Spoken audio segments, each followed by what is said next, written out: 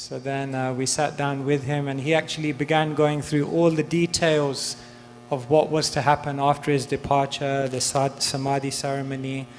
And one of the discussions that we had, we asked Maharaj, what would you like to happen in the moments when you're actually leaving the world?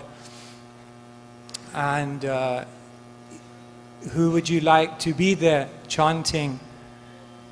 And he said, someone has to be there chanting, leading the kirtan, and they have to be solid, and they have to be sweet. And he said, if His Holiness Bibi Govinda Maharaj could be there, that would be wonderful. So that was his desire, and somehow Maharaj was mercifully there. So we'd now like to ask His Holiness Govinda Maharaj to share some appreciation, and then after him we'll ask His Holiness Janananda Maharaj to come.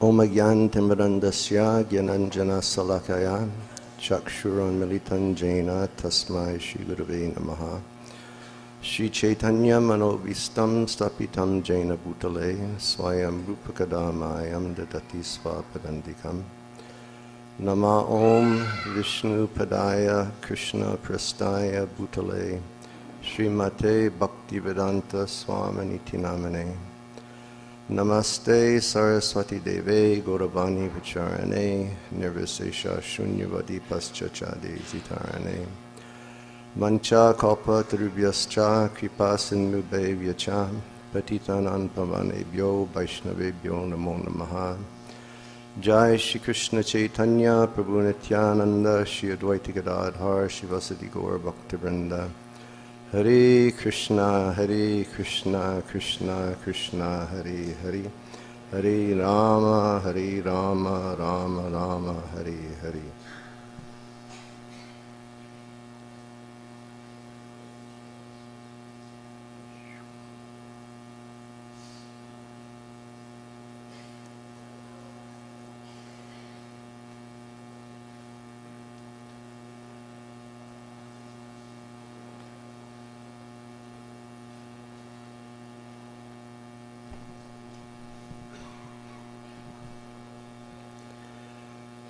I'd like to begin by saying that I'm very grateful to be a part of this assembly today that's celebrating the life of His Holiness Kadamba Kanana Swami Maharaj.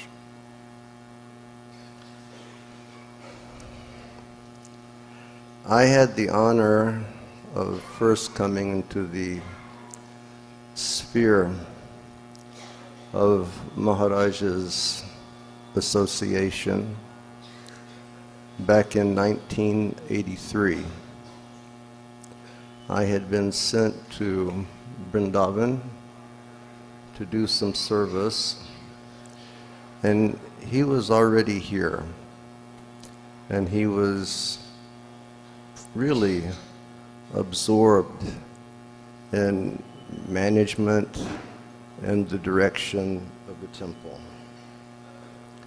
And we served together at that time. And then later, I came to Vrindavan in '87, and I served alongside Maharaj and with him as our temple president until 1995. And from my first days in '83 of observing Maharaj, he made impressions because he was such a personality. I can say that he was always exact in what he would say, what he would do. He was always very accurate in his calculations. He was bracingly direct in his dealings. Sometimes you would have a talk with Maharaj and you could come away feeling a bit winded.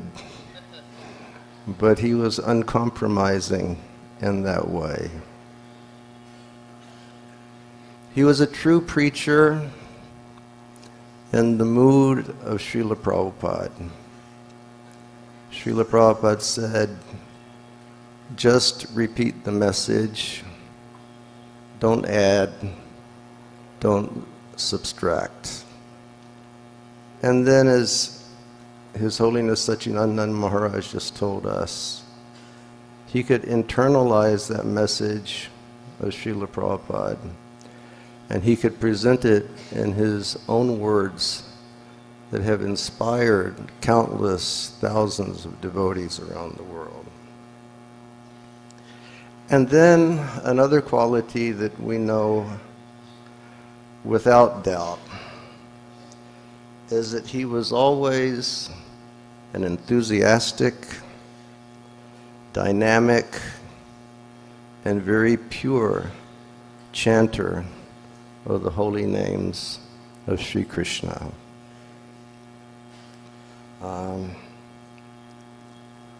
He had a sort of a loving accolade amongst some of our kirtan friends as the kirtan leader who can pump a harmonium to death in any kirtan.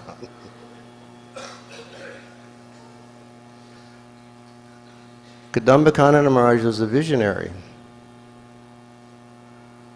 and he never shied away from service. If he was given a great task, he stood up and he accepted that task. From when I first met him, being exact and counting the number of papayas that we would need for, breakfast or a feast in Vrindavan, to acquiring properties, valuable properties. Here in Vrindavan, being instrumental, and as His Holiness Jayadvaita Maharaj mentioned, saving properties around the world, to directing and helping to construct Srila Prabhupada's Samadhi in Mayapur Dham, as well as building, overseeing and building the Conch building in Mayapur, and always being a part of the steady direction of ISKCON Vrindavan.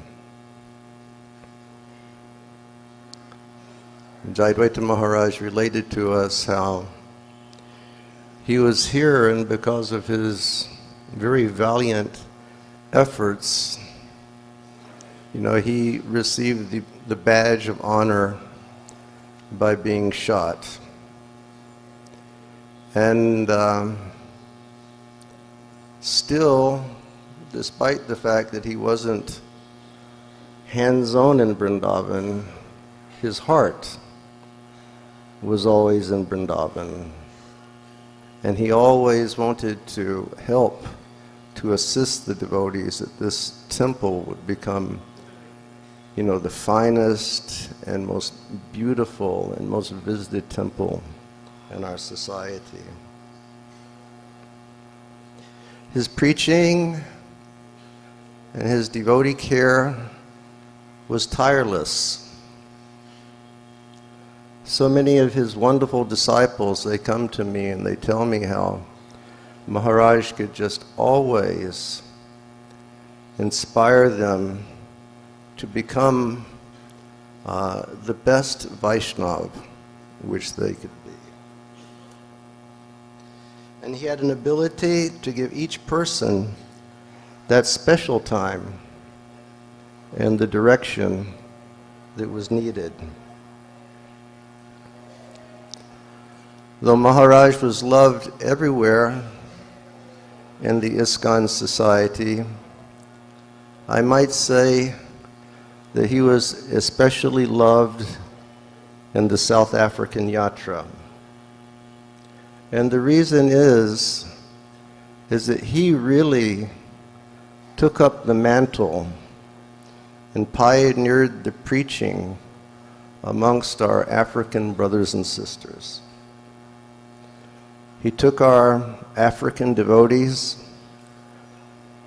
He had special interest in training them, uplifting them, promoting equality for these beautiful Vaishnavas from all the different areas of South Africa. A few weeks ago, His Holiness Devamrita Swami and myself, we went to visit Maharaj one afternoon. When we walked in, he was laying on his side and he was moaning and gasping some. We went up, we offered him a hug without trying to hurt anything. And when he looked up and saw Devamrita Swami, from the depths of his pain and his despair, immediately Maharaj became completely enlivened in presenting a vision of preaching for New York City. Our Devamrita Swami, he is the GBC representative in, I guess, New York.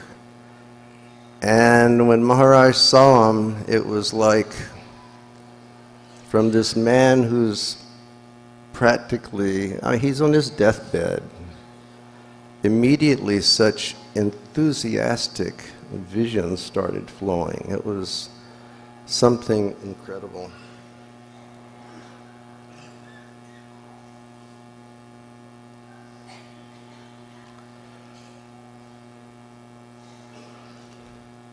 Maharaj was a special story. And it was a story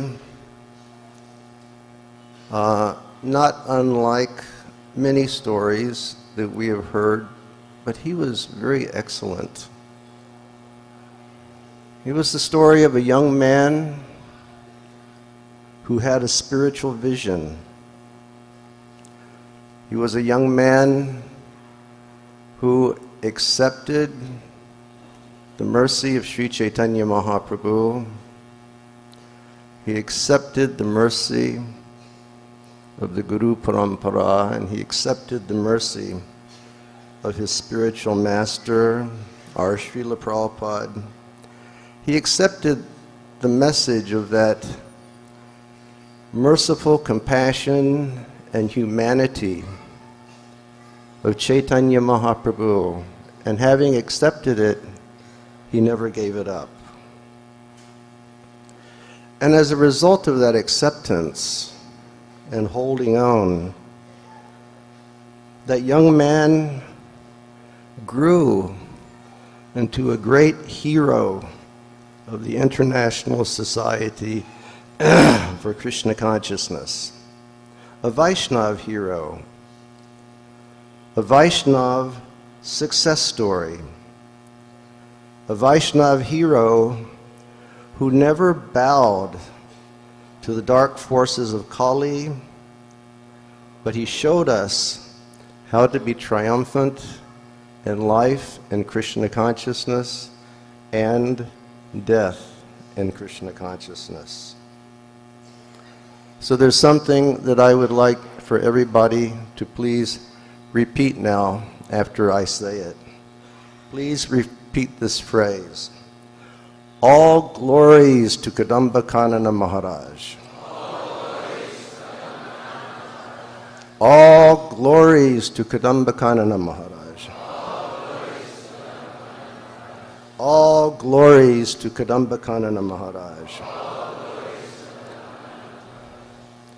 We have all been blessed to observe his perfect life. We have been blessed. We have all been blessed to observe his perfect life. We have all been blessed to observe his perfect departure. And we've all been blessed to experience the loving affection which he spontaneously generated in all of us by his steadfast devotion to the noble ideas of his spiritual master and our Guru Parampara.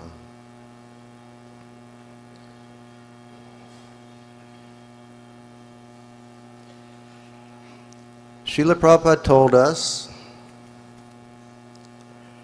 that he always felt that his spiritual master was exactly at his side.